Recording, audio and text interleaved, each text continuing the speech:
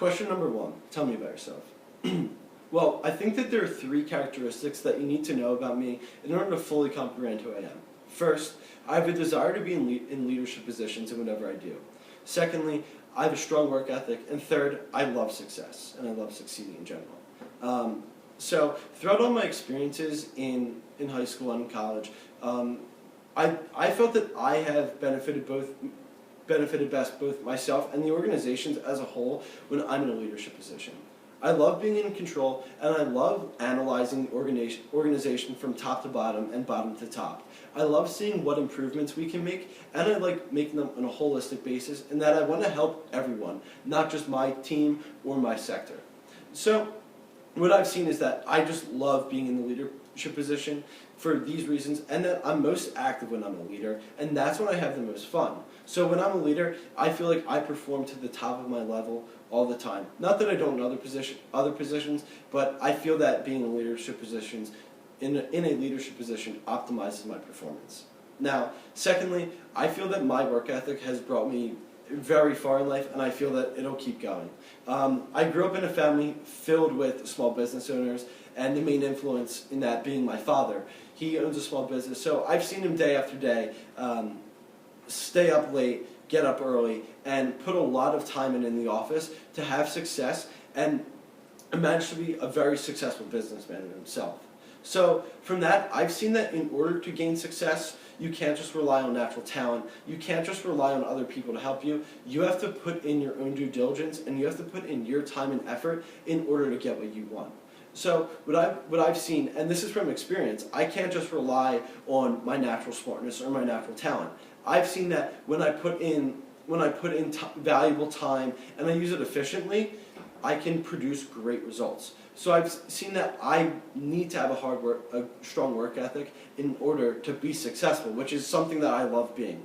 No matter what it is, whether it be a small game or a very big decision or investment, I love having success no matter what it is. And I've seen that when I'm in a leadership position, I can really have some great control over what happens, and I can apply my hard work ethic into the whole group I'm in so that we can have success. So I feel that all of my 3 defining characteristics are really interrelated, and they're really important to know about me. I love being success, and if I can be a leader in the organization, I will step up and I'll do that, and I'll infuse my hard work and my work ethic throughout the whole organization. Question number 2, tell me about a significant accomplishment in your life. Well, I feel that one extremely great accomplishment that I've had was placing in the top 48 in the nation in my speech and debate event, congressional debate. Now, while I love being able to say this, and it truly is a great accomplishment in that there are a ton of debaters and a ton of smart people that I had to beat to get there, the real important thing and what's really significant to me is how I got there. So at the beginning of the year, my coach told me that he really wanted me to help teach the younger students, the freshmen and sophomores.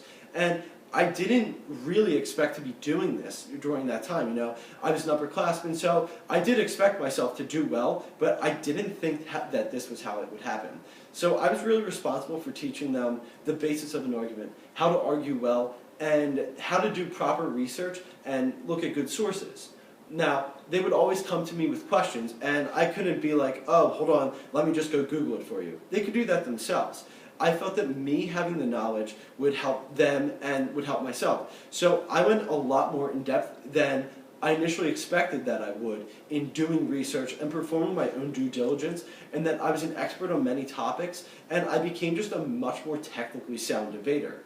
So this kind of opportunity that I didn't expect to have actually just helped me, but in so many ways. Not only did I get to help others and help them succeed, as one of the freshmen actually placed first in the city in the junior varsity rankings of City of Philadelphia, which is very impressive for a freshman, let alone a sophomore.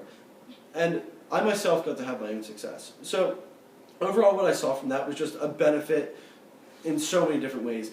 I got to help people, they got to have success, and I got to have success. Excuse me. Question number 3. Tell me about another significant accomplishment in your life. Well, aside from speech and debate, I was also an active participant in bowling. I was a co-captain both my junior and senior year, and I ended up in senior year, I ended up being named to the all-league and all-district teams. Now, this was very special to me in that I never bowled competitively before my freshman year of high school. Sure, I went to birthday parties where you bowled, I went out with my friends to bowl, but it was never anything serious. I knew that I kind of enjoyed the sport, so I decided that I'd try out for the team, and I ended up really liking it, and I felt that I could be good at it. So I really put a lot of time, effort, and energy into it in that I became a much more technically sound and fundamentally good bowler.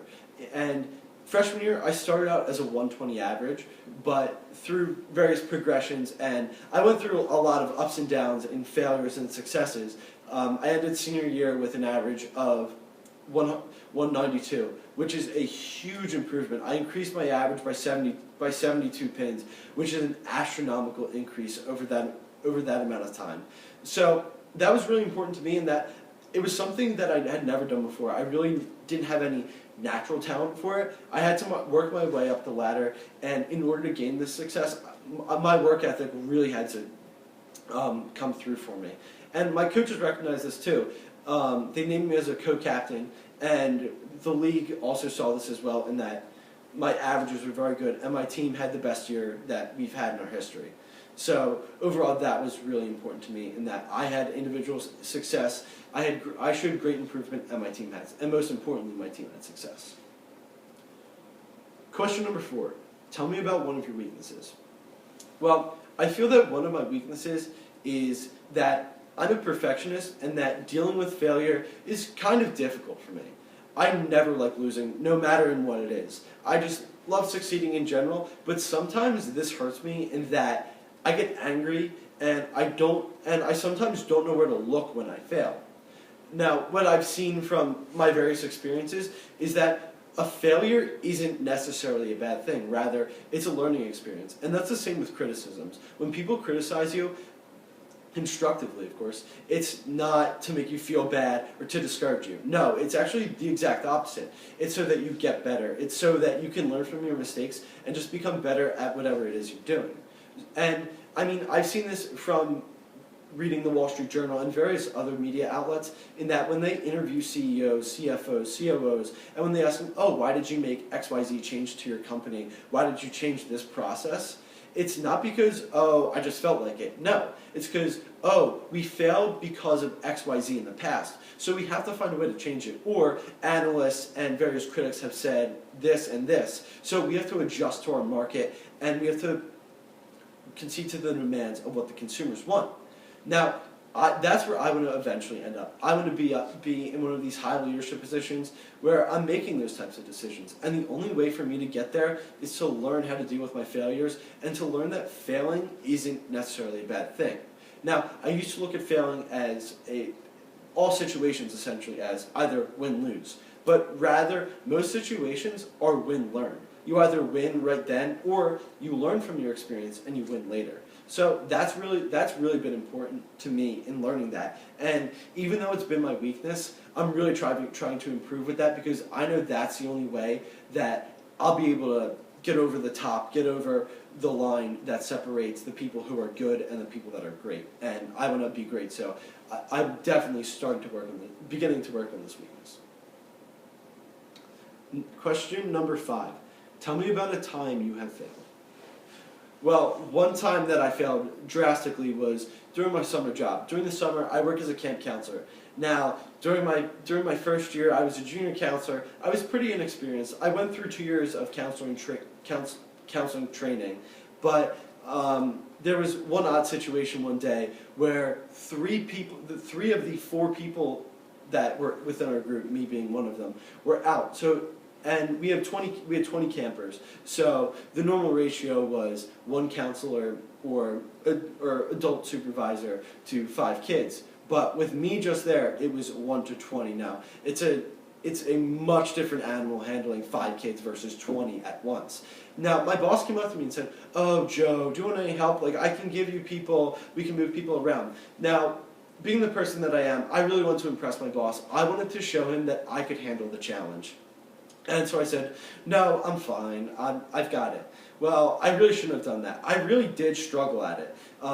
It was hard for me. I got pretty stressed out over it in that I was managing 20 impatient 9-year-olds at once. So, and my boss did end up seeing this. I tried to play calm, cool, collective when we walked by him or whenever he was at our group station, but he did end up coming up to me and saying, look, you should have really asked for help, because you have to realize that it not only hurts you, how I look at you, but for the campers in general. And I sat back and I thought about that, and it was really true. I failed not only myself, but the campers and their parents.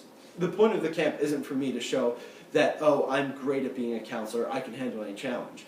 No, it's so the campers are safe and that they have fun. So I let them down in that regard, in that by not asking for help and taking this help, I was hurting them. I was being really stressed out. I wasn't having as much fun, and then therefore they weren't having as much fun with it either.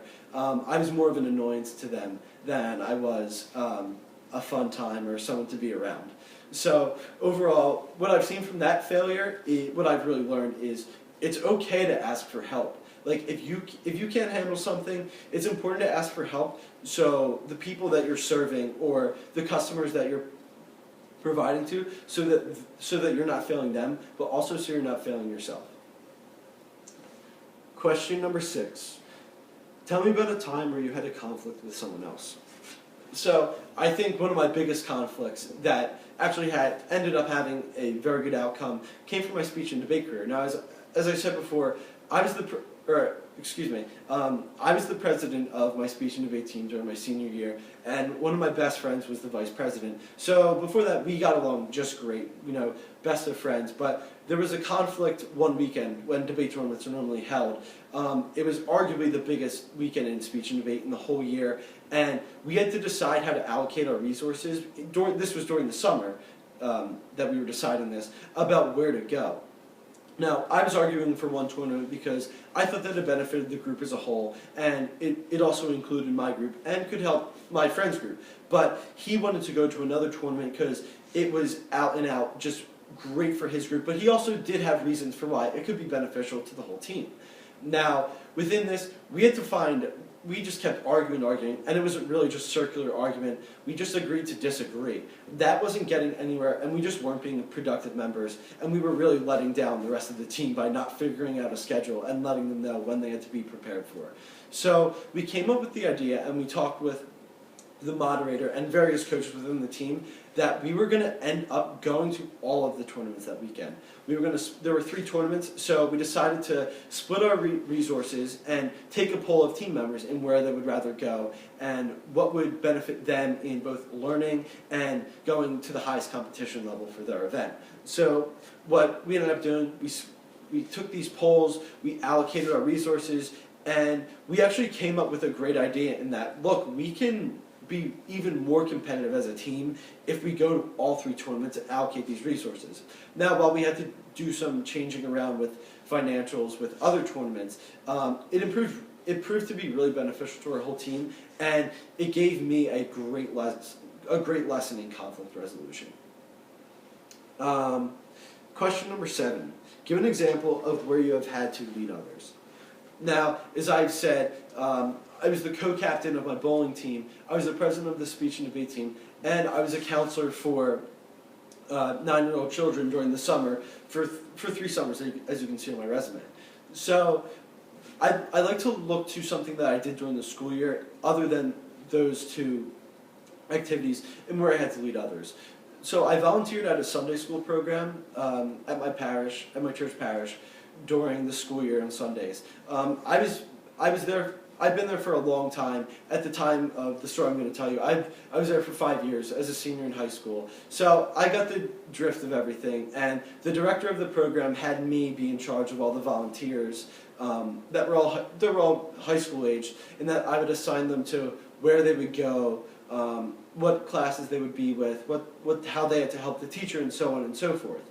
So with that, I was given a lot of responsibility. Now, I thought it was going to be easy at first, but it really wasn't, because not only did I have to plan for the normal class days, which wasn't that bad, in that they were routine strategic routine strategic plans. They were operated on every single Sunday, but you had to plan for the special circumstances as well.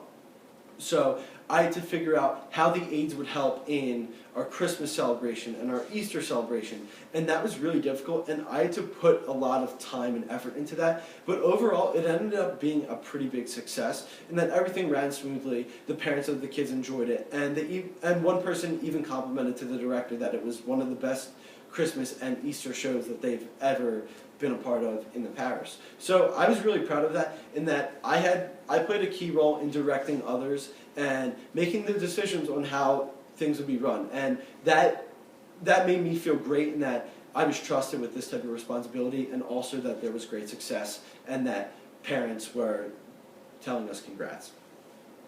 Question number 8. Discuss something you have learned in class.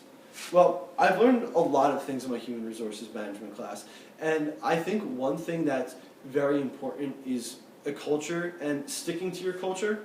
So if you look at a mission statement which encompasses the mission of a company, and if you look at a company's values, that's what the company's really trying to fulfill. They're not trying to stray away from They're not really trying to stray away from that. They're trying to stick at that, and you can really see the importance of that. Now, a lot of criticism recently has been given to Apple, which is a great innovative company, in that they're starting to move away from the Steve Jobs theories, in that they're starting to do a lot more market research, which Steve Jobs really didn't believe in, because he thought the Apple product was what the consumers wanted. He didn't have to do any research on that. And secondly, they were going away from Steve Jobs' theory, in that Apple was only going to produce premium products. Now, you can look at the 5S and the 5C, and the various versions that they were creating of iPods, in the Shuffle, and various other forms. People were going away from the people at Apple were being criticized for going away from what Steve Jobs was doing, and their stock fell dramatically because of it. It fell. Recently, it did fall, and it's been in the lower end of where it should be.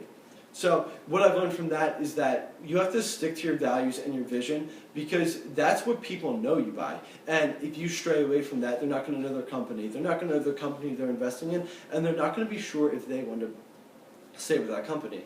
Now, another thing about culture that I learned in my human resources management class was about different culture barriers and things that affect different types of the joint ventures or acquisitions of various companies. Now, whether this could be different political cultures, it could be economic cultures, it could be the opinions of the public, or it can just be how day-to-day operations are run between corporations. Now, I think a really good example is to look at the expectations of CEOs and CEO pay in America versus that of it in Finland. And the situation that we'll look at is Microsoft and Nokia. When Microsoft acquired Nokia, they paid Stephen Elop a $25.5 million bonus. Now, this is quite a large sum of money for someone who did not have that much success at Nokia and wasn't really successful in bringing Nokia back to prominence, but he did bring Nokia to Microsoft. So a lot of people in Finland and a bunch of people at Nokia were really mad at this, in that the Finnish people, especially in the business world, look for CEO compensation to comply with performance of the company. And Elop was not doing this, so they were really mad about that. But the American culture, there really wasn't that much complaining about Elop getting this huge bonus. So that was a little bit of a culture shock in that. Now, another thing that can be seen with barriers within culture, within acquisitions and joint ventures, is there could be a language barrier, how day-to-day operations are run, or even the information systems that companies are using now, which is really important. If you don't have a unified information system, things can get all jumbled up. Things can get all jumbled up within the system, and it can actually just wreak havoc for a company. So when these acquisitions occur, it's really important when you're analyzing the companies, and to analyze them if they will have success, you have to look at the barriers that each company faces in having a productive relationship with one another. So from class, I've really learned the importance of culture in any type of corporation, whether it be just the background and what a corporation values itself on, versus what type of barriers and struggles the two entities might face when they're coming together. So overall, I've learned that culture is just really important and is really necessary to look at. Thank you for your time.